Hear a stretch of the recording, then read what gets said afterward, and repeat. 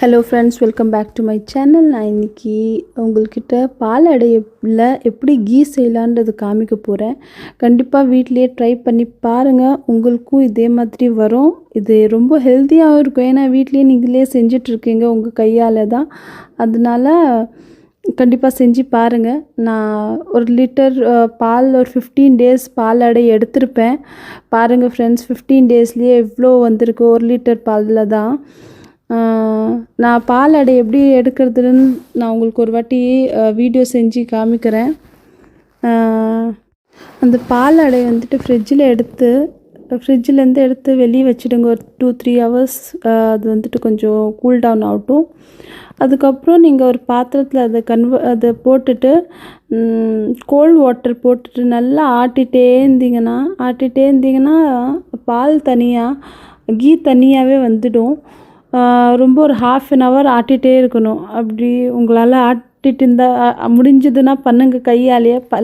இல்லைன்னா நான் உங்களுக்கு சிம்பிளான மெத்தடு சொல்கிறேன்.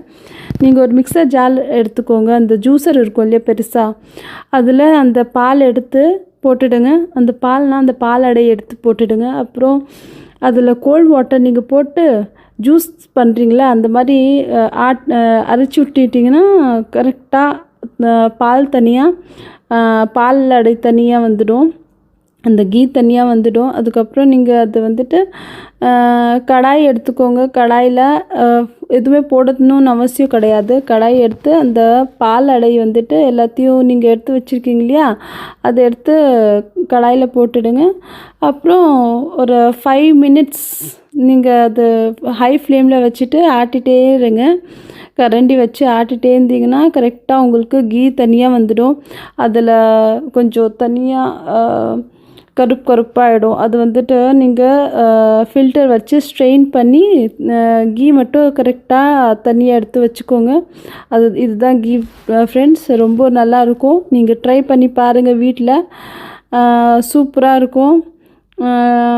மஸ்ட் ட்ரை ரெசிபி இது. ஏன்னா நாங்கள் அந்த பால் அடை வந்துட்டு வேஸ்ட்டாக தான் விட்டுடுறோம்.